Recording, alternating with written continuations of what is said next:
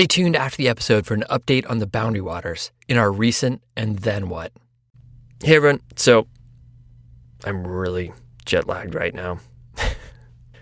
I just got back from 2 weeks in Japan, which, based upon the line of ski bags in the airport, I am not alone in that endeavor. It has been kind of a rugged ski season here in the western United States. I know you've been getting it in New England, but we have not over here.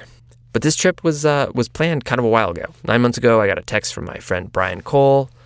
He's been on the show in the past. We've bike packed together. Brian is an instigator.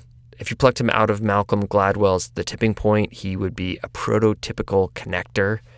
He is the person who has many friends from distinct social circles, from different walks of life. When you travel with him, he's never afraid to start up a conversation or ask a question. It is a superpower. It's rad. And Brian's text was simple. Want to go to Japan with me?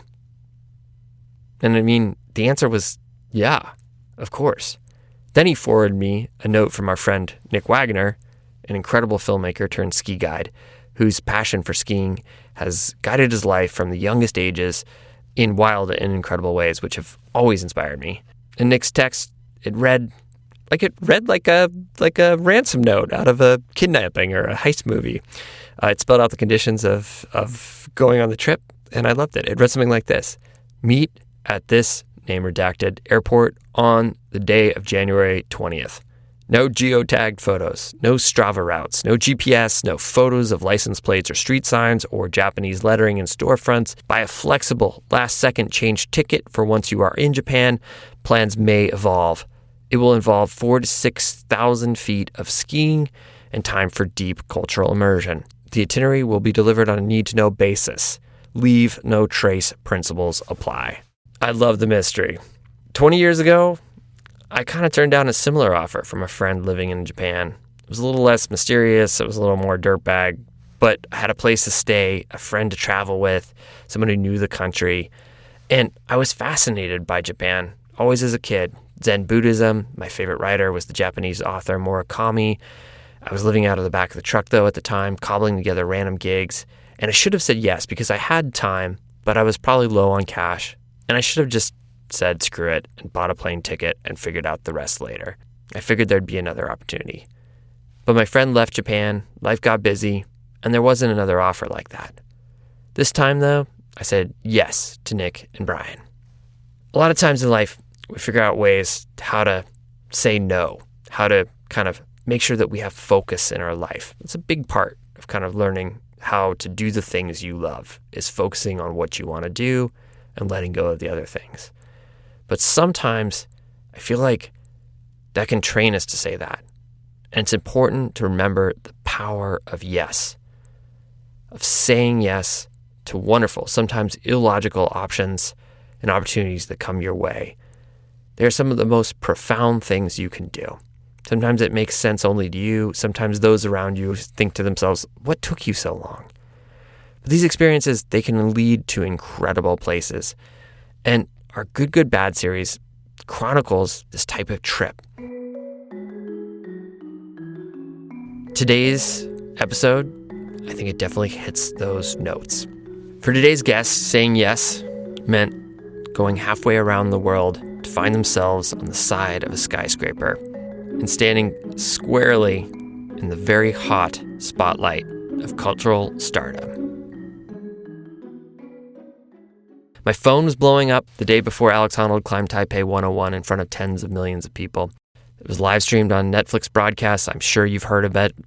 People were texting, "Are you nervous for Alex?" I wasn't really. "How hard is it?" Old friends who hadn't realized Alex and I create the Climbing Gold podcast reached out. In the lead up on Climbing Gold, we've been doing some of the history of climbing skyscrapers. We've interviewed French Spider-Man Elaine Robert, explored online criticism about risk, and it led to a deeper understanding of more than the decade-long journey that Alex took to make this happen. If you're interested in diving deeper, it's kind of cool. There's a couple episodes we dedicated to it. It involves tales of arrest, unplanned bivvies on the side of steel towers, and a very psyched 8-year-old climbing his school auditorium with no rope. You can check out all that over on Climbing Gold. But today, though, here on the Diaries, we get to do a debrief, our own good, good, bad. I'm Fitz Cahall. You're listening to the Dirtbag Diaries.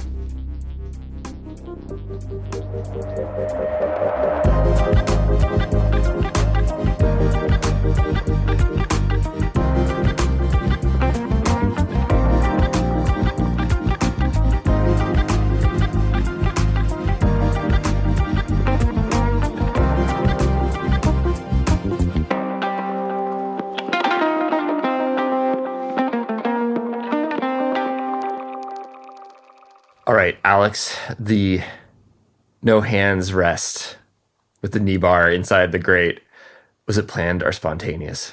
Oh, it was kind of spontaneous. I mean, I knew that I could, and I knew that it's obviously good style points to go no hands anywhere. But, I certainly didn't have to do that, but I was like, oh, this is cool. There were a bunch of things like that because I haven't seen the broadcast yet, so I haven't seen like what went in the show. Mm-hmm. But I did some pretty cool campusing like right below that, I think it is, that I was kind of proud of, like some pull through, just like ladder campusing. Mm-hmm. That I felt really good about. I was like, that's sick. Same thing. It's like obviously you don't have to do that, but it's way better stop points. I didn't watch it live. I've been rumbling around in Japan, but I pulled it up last night, and in general, I was just psyched.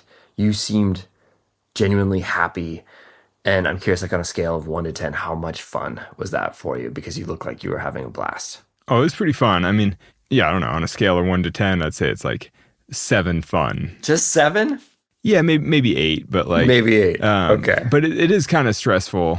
I mean, it was quite windy, and it's one of those things where it's like, you're having a great time, but you're still free soloing a thing on freaking live TV, and you don't want to fall off, and so you're like clamped on pretty tight. And it was, I don't know if you can, I haven't seen the broadcast, so I don't know if you can tell how windy it was, but it was like pretty gusty, and it was coming like right around the corner that I was climbing. So basically, depending on which side I was on, I was like getting pretty buffeted. And so, I was like, oh, you got to pay attention and not like botch it. You don't want to be like, look, guys, this is so fun. And then be like, oh, I slipped, and just like fall off the building. So it's like, you want to have fun, but not too much fun. Leading up to this, we were chatting a bunch about how this experience, like, despite being on live TV, despite the whole Netflix thing, it wouldn't be all that different from a lot of your other media projects, just because you'd be doing your craft. You were surrounded by people who you work with and trust, and who are the best of the world at filming this kind of thing. But watching it, I got to say that I feel like that premise was totally wrong. Yeah. It seemed like a freaking party. Like, people are cheering. There's, the people, you're like trying to high five people through the window. I feel like Alain Robert called it that when he said that the people would propel you to the top. Is that how it felt? Yeah, you're totally right. I was 100% wrong about that. It's I kind of was imagining the same vibe as when you film a climbing documentary, where it's like you're just going climbing, and then like some of your friends are there filming, and it's all pretty chill. And the reality with the building is that it's just not like that. It's just not chill. There's so many people. There's so many people watching, and there were so many people even watching the prep. Like the days that I went up there with the rope. You're passing office buildings, so there are all these people like flocking to the window with their phones, just like watching, because they work in the office, and they're like, this is crazy.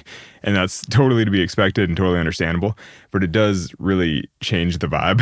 You're like, and so, I mean, actually, one of the interesting things for me with the building climb was that kind of like the day before I did it, I guess, or maybe like 2 days before, I kind of realized that I just had to shift my whole perspective around the experience, because I'd been kind of trying to make it feel like normal climbing. And then I was like, you know what? I just need to embrace the spectacle and just, sort of embrace this totally different experience.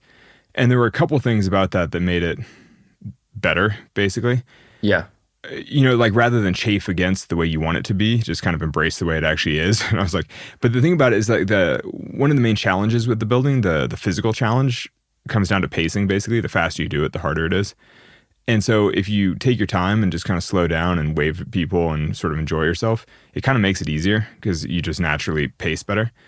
And so, yeah, I don't know. I mean, if you just harness that as motivation rather than chafe against it, be like, oh, these people are watching me, it's stressing me out. If you just instead be like, these people are having a good time, I'm having a good time, then it makes it all feel a lot more chill. Anyway, so basically in the day or two before the climb, I sort of shift my whole perspective, and it's like, you know what? Everyone's coming to see a thing. I'm just going to have fun and just, embrace the spectacle. I was like, I mean, it's so crazy. It was so crazy. It's interesting because like on a level, it's like not that dissimilar from, I think, one of like the key lessons that climbing teaches you, like, or teaches one, right?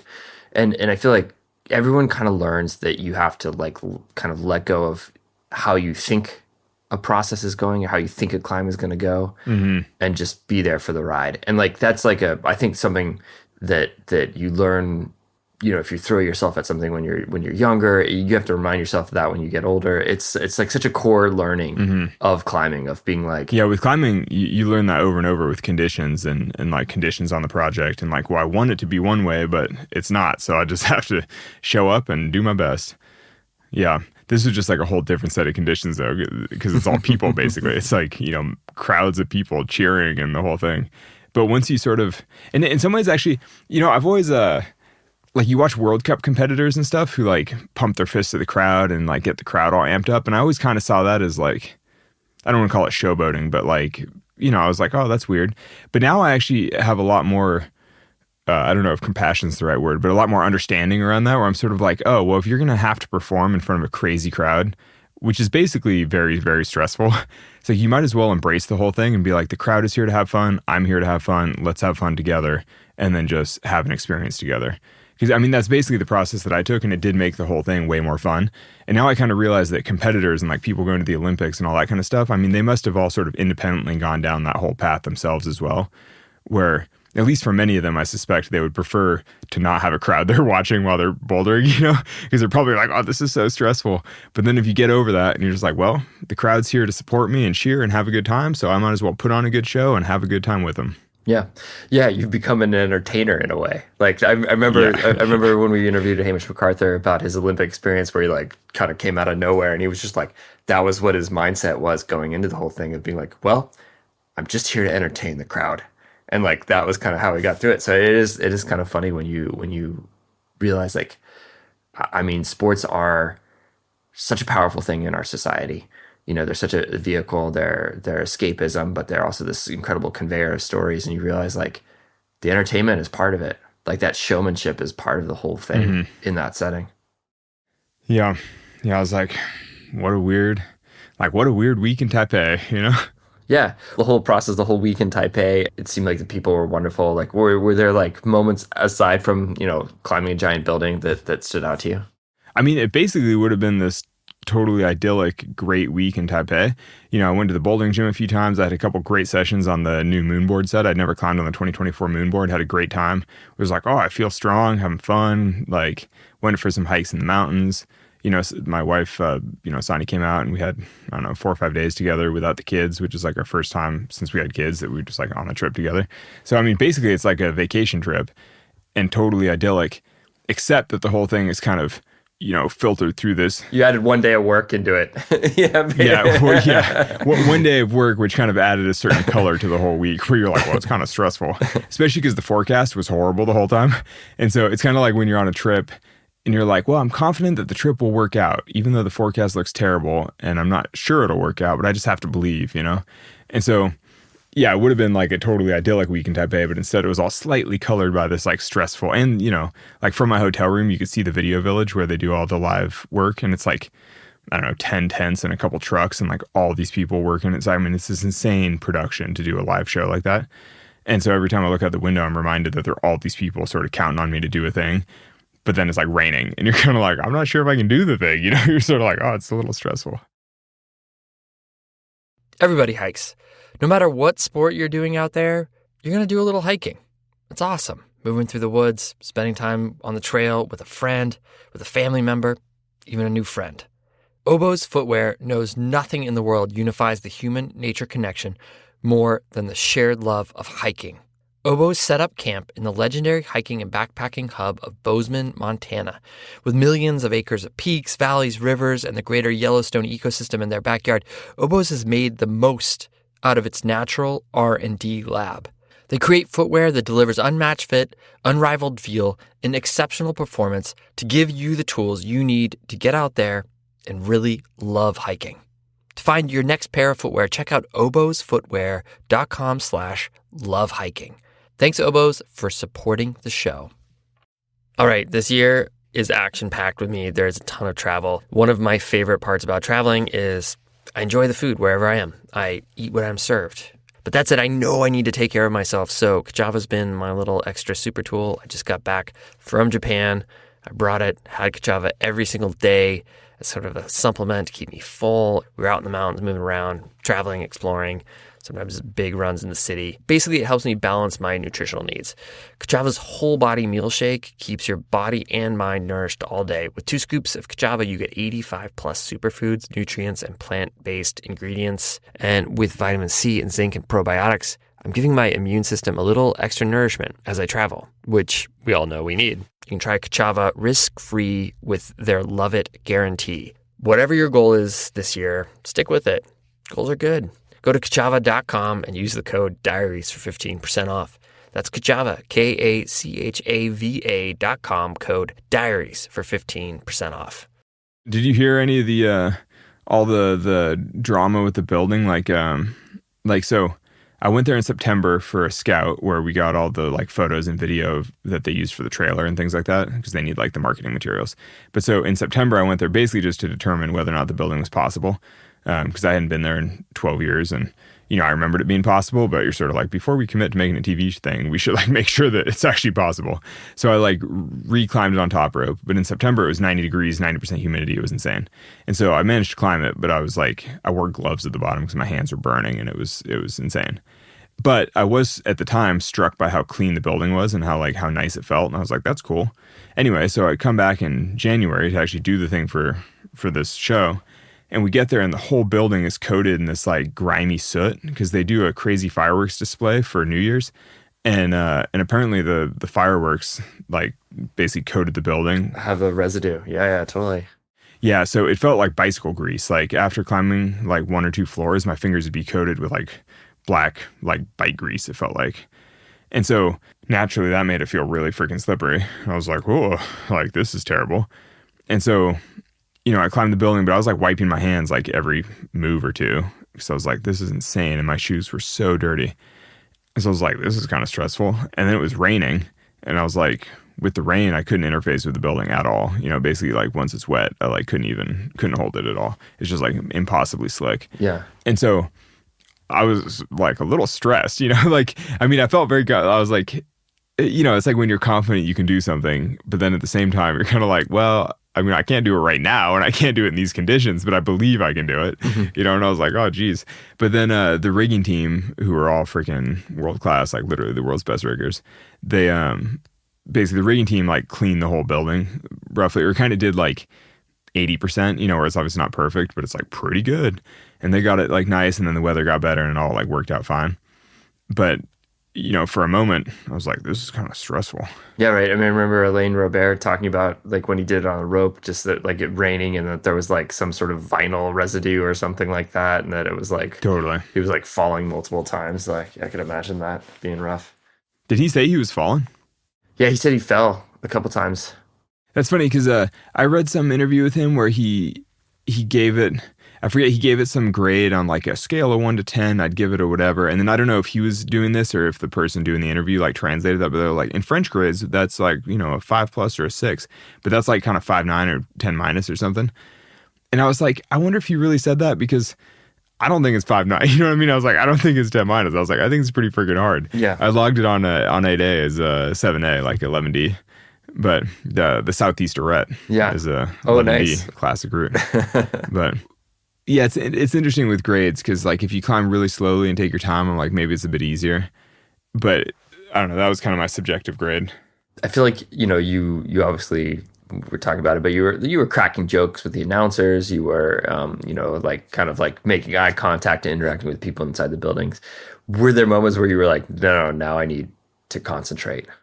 A little bit. I don't know if you could tell on each of the traverses where I go from the left arête over to the dragon. It's like, it's pretty easy. You're down pulling these edges, but they're really slick. And I'm just kind of like, oh, I don't know. I don't need to like slip off these edges. And so a lot of those, I would sort of like wave at people and I'd look at people, but typically when I was grabbing the edges, I was like, okay, like now I'm doing something. And same with the dragons. Like, yeah, you looked locked in there. Yeah, I was like, like squeezing pretty hard on those because they're like pretty slick and it's really exposed. You're kind of like, oh, it's a little scary. Actually, since we're talking about all things building climbing, I do want to address one random thing that I've seen some of the commentary online and like random stuff. The dragons, believe it or not, actually are basically the easiest way because everyone's like, why climb the dragons? Like, that looks weird. Like, why not go around? And so on the bulk of the building, like on the 8 bamboo boxes, the dragon is basically the easiest way. You can off-width behind the dragon and that like feels more secure for sure, except it's actually like pretty hard. The back of the dragon is this like diagonal, like sort of like 45-degree slanted metal sheet, and it's really freaking slick. So you're like off-widthing this like tapered metal thing. You know what I mean? It's like, it's not like easy. And so it might be a little more secure than doing the dragon itself, but it's like not really easier, and it looks totally stupid. And it's like kind of undignified. You know, you're in there just being like, like grinding up this like dirty metal thing. And so it's not like better necessarily. And actually on the very first dragon, you could climb around it on this like easy lattice thing. But the first one I kind of chose to do the dragon because I knew that I was going to have to do the next 8. And I kind of wanted to like warm up on one intentionally. Be like, okay, like I am choosing, like, because really the whole building, you're like choosing to take on this challenge. And I was like, I better be able to do this dragon if I'm going to have to do the next 8, you know? Yeah. And then the very last one, you can easily go around. And so I was just like, whatever. I was like, I did 8 already. I'll just go around this one. Core memories. What do you think is going to burn into your memory from this experience? I don't know. I mean, like looking down at the crowds was like pretty surreal. Like campusing the top felt so heroic. I felt like I had bionic arms. My arms, you know, I've been like doing a lot of campusing and like training and doing all this like muscly stuff. And I was like, I did feel really fit. So I was like, that was pretty satisfying. I mean, standing on the top and like howling winds with this insane view of Taipei. Yeah. It was really good weather, really clear, like really crystal blue. You could see everything. You're like, you know, this is one of Earth's megacities like laid out below you. It's like pretty cool. Yeah. I feel like you had an all-time selfie at the end in the wind. Was that like a little nerve-wracking to actually like be like, all right, I'm letting go and just standing on top of this whole thing? Actually, less so than I feared it would be. Yeah. I mean, the top is like this little ball thing, and there's like a little tiny railing, sort of like ankle height around the edge of the top. But so, I mean, you're not really going to fall off it. It's like you just have to pay a little bit of attention. But it's certainly way more secure than most ledges on climbs. You know what I mean? You're gonna like, compared to the climbing world, it's fine. It was cool. On a day, it's like, just in general, like whole experience, what would you rate it? 4 out of 5 stars, 5 out of 5 stars? Oh yeah, for the whole experience, I'd give it a solid 4 stars at least out of 5. I mean, yeah, maybe 5 stars. I mean, it's insane. Like if you were climbing it like a desert tower, it'd be a 5-star desert tower for sure. You know what I mean? You're climbing the epic arete all the way up to the top of an almost 1,700 foot tower. And then the summit's insane. The features are really cool. Like the pitches are cool. Like, yeah, it would for sure be a 5-star classic on Mountain Project. You know, in the week leading up to this, and right now you're kind of like in the middle of this all out press blitz. I mean, there's an SNL skit, which was definitely a first for climbing. Yeah, that was surprising. You know, there's a lot of noise, right? And a lot of chatter. Like, was it hard to turn that out, or do you feel like that was just part of embracing the whole experience of kind of being like, oh, this is happening. This is kind of surreal. Like, how did you sort of sequester yourself, or did you kind of allow yourself to kind of be a part of that, or to acknowledge that it was happening? I was a little sequestered for sure. Yeah. I mean, I don't really look at social. You know, I was like in a hotel in Taipei. It's like the time zones are different. I'm not like seeing my friends as much. I'm not on social. And I was just trying not to get too sucked into all that kind of stuff. But I don't know. There wasn't that much craziness ahead of time. I mean, it really blew up once I actually did the climb. And then even that, I mean, I haven't seen. I mean, it's been kind of crazy, but then we flew home. It's like you're just on a plane for a long time. And now I'm doing like school drop off and pick up and stuff. I'm just kind of like, you know, back to normal life. Just let it all play out. Your next couple of weeks are busy though. You're doing the media rounds, much like you did for the Free Solo Press tour. It was a undeniable cool moment in your life. Less so though. Less so. That's good. I think, yeah, a little more chill. I feel like you're gonna get the classic "What's next?" again and again. Yeah, totally. I'm not gonna do that, but I am curious. Like, but what is next? I am curious. Like, we've talked like a lot about how after El Cap, you felt like that there was like a letdown. You know, like sort of like just a little bit of like a drift. You know, I mean, I think we heard that time and time again from some of the athletes we've interviewed. I think of Yanya after the Olympics. Do you think you'll have that experience this time around? That sort of like letdown? I don't think so. I think, I mean, I went up to Potosi yesterday. I tried to send my project basically like back to the sport cave because I just couldn't quite send something I wanted to do before I left for Taipei. And it's funny, I felt really strong in Taipei, probably because I was climbing a lot less than usual. So I was probably pretty well rested. So every time I climbed, I was like, oh, I feel great. And so I kind of thought I was going to come home and just take a dump on my project. But sadly, that was not the case. I came home and I was like, I feel horrendous. Turns out jet lag still exists. Yeah, totally. Totally. I was like, oh no. And, like I feel pretty, or at least, I've been doing like block pulls in the hotel gym and like lifting a lot of weight with the block and like, oh, I feel strong.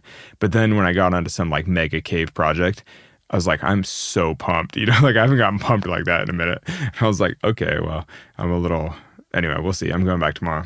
We'll see if I feel any better. I think that part of the thing about having like a come down after, achieving certain types of goals is like whether or not you have other things lined up that you care about, that you're excited about, that you're working on. And I feel like in this case, I've got all kinds of stuff that I'm excited about in the coming months. So I'm kind of like, I don't know, just keep grinding. Yeah. Do you think you're even maybe better equipped to deal with it this time around? I mean, like your life is much different than it was after El Cap. I mean, you're like, I'm going to do the drop off the girls at school. Like, like there's like all these things. Like, do you think it's maybe that it's also a function of just kind of being in a different chapter in life? Well, that's part of it. But also, I mean, I don't really think I had to come down after free soloing El Cap. I think I kind of had to come down after the film tour wrapped up. Because after I free soloed El Cap, I went on an expedition to Alaska. I went on an expedition to Antarctica. I basically did a bunch of other climbing stuff. But then when the film tour started, then I did 6 months of like insane. And that totally like upended my life in a way that I never had before, because I was like living in hotels and living on planes for 6 months and then culminating in the Oscars, and it was all insane. And then after that, I was just like physically and sort of emotionally exhausted for a while. And now in retrospect, I'm like, well, that's not surprising. I basically like did a 6-month expedition to Hollywood and was left like the shell of the man I once was, I think in this case, it's just like a little less dire because it's a week in Taipei. And then I do, a handful of little media things afterward. Like I think I'm supposed to do Jimmy Kimmel next week. And you're like, oh, that should be cool. But it's just not like the same way it was for free solo. Like free solo was a grind, I was like going nonstop for months. Yeah, I saw that you also like pretty much like out of the gate. I mean, I've been in Japan, you've been in Taipei. I feel like we came back to the news and like it's like it is. There's a lot of unsettling things in this world, but I think you dove right into fundraising for the Honnold Foundation and kind of like took that on and used this as a moment to do that. Like, has that been successful? Like in terms of the attention, like were you able to raise money? I mean, you guys have been doing great work. I'm not sure. We'll see. We'll see. I mean, in general, I always kind of feel like half the point of sort of mainstream attention is just to funnel stuff to the Honnold Foundation and, support projects that actually matter around the world. But we'll see. I mean, that's the thing with a whole event like this is that you just kind of have to let it play out and then just see what happens. Like in a year, I'll see what came from this. One of the things that is I admire about you is you have this focus. Like you are really centered, and it's like I'm curious. Like you're back home. What does tomorrow look like, right? And what does the Wednesday after that look like? Like how about March and later this spring? Like does your world change right now? Or like what are you psyched on right now? Well, March, we're going to Font with the family. We're going bouldering in Font for a month with the kids and just go play in the forest and try our best to boulder. No, I mean, honestly, it's basically just all the same stuff. I don't know. I just went for a run today. I mean, I haven't really been running that much, but it was a nice way to sort of reacquaint myself with Red Rock a little bit, to like run around in the desert. And I like stopped at a few crags that I haven't been to in a long time and just kind of like looked at rocks. And it was like, it's a beautiful spring day, which is crazy because it's January, but it feels like spring. It's all warm. And I was just like, oh, what a lovely day in the desert. It's just a nice way to like get psyched, like come back home and get fired up on climbing on sandstone. I don't know. I mean, it's just life. Do you feel pretty psyched that you still get to have, like a lot of people kind of that go through celebrity, they kind of end up kind of behind gated fences and kind of sequestered a little bit. Is it pretty awesome to be able to have this like those kind of experiences still, and they're the same experiences really that you had 15 years ago? Totally. I mean, yeah, I don't think I'll ever have that kind of celebrity, which, I mean, thank goodness for it, because I wouldn't want to be, so a lot of people that were working on the crew for the building climb have shot other TV shows with A-list celebrities and things, and they talk about the experiences, like trying to shepherd some of those celebrities like into the bathroom and things. and it's like insane, you know, like they just can't like stop in normal places and like do normal things. And I'm just like, I just don't think I'll ever be there, you know? And I don't want to be. It's like, I want to be able to just run around in the mountains and play. Yeah. Do you think you still love climbing as much as you did when you decided to take the semester off? I mean, kind of. It's funny, running around today in Red Rock, I was like, man, I wish I could wipe the slate back to zero and start over to like trying to take every route in Red Rocks again. Because I was like looking at all these things and tons of routes that I don't even remember climbing, but I know that I've done them all over the years. And I was like, gosh, I kind of wish I could like take these all again for the first time. Like come to some of these crags totally fresh and just like start over. I'm like, oh, it'd be so fun to start over. Well, I mean, if you don't remember them, that's kind of like, what is it? Oh my God. I know. I probably like amnesia Yeah, on yeah, sighting amnesia or like on retro sighting. on Yeah, sighting, exactly. whatever. Yeah. I don't know. We'll see. Yeah, one of the crags, my wife's been projecting some stuff, and there are a couple harder routes next to it. And I was like, oh, I haven't done those since like 2007 or something. You know what I mean? Like, I don't even remember. Like, I remember when I did them 15 years ago or more or whatever, they felt so extreme, and it'd be fun to go back and see how they feel now. But the thing, I just don't have that many days to just like go hang at the crag. You know, it's like we're just a little more busy with like the kids and everything. Well, what is next? I mean, come on. Besides just going and kind of having fun. I mean, I think given the opportunity, I would totally climb more buildings, climb more, you know, basically I'll climb anything. Like if people want me to climb things, I will climb things. Like I love climbing things.